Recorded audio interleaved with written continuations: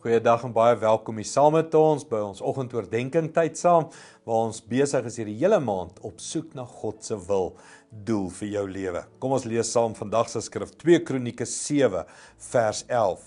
So het Salomo die tempel van die Here as ook die koninklike paleis voltooi. Hy het alles wat hy beplan het om te doen suksesvol afgehandel. Ons sien hierso dat selfs bouwerk, hy het die paleis, hy het die tempel, hy het alles vaardig gebou vir die Here. En sy doel was om eer aan die Here te bring. Hier is iets van, wat is jou doel op aarde? Is jy besig om goed halfpad te los en jy gee nie om hoe lyk dit nie? Pak jy projekte aan en maak dit nie klaar en sien dit nie deur nie, want jy gee nie regtig om nie.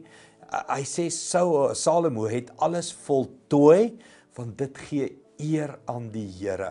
Een van die belangrikste lesse wat jy moet leer in die ontdekking van jou wil of God se wil vir jou lewe, is die belangrike les van voltooiing tot eer van die Here. Dalk moet ons terug in ons lewe en sê, wat 'n boek het ek nooit klaar gelees nie, wat 'n kursus het ek nooit klaar gemaak nie, wat 'n verhouding het ek nie mooi klaar afgesluit nie, wat 'n werk, ons kan net terug gaan in klomp goed wat ons nie mooi voltooi het nie, gaan reg klaar maak.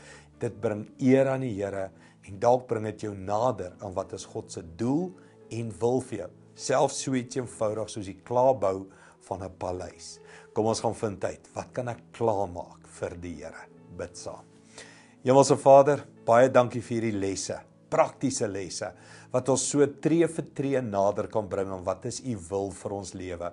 Here, help ons om te voltooi, klaar te maak, Here, want dit bring eer aan u. Here, help ons om in detail in ons lewe in te gaan en te kyk, wat het ek nie voltooi nie, wat het ek nie klaar gemaak nie. Dankie daarvoor, Here, dankie vir die lesse, in Jesus naam. Amen.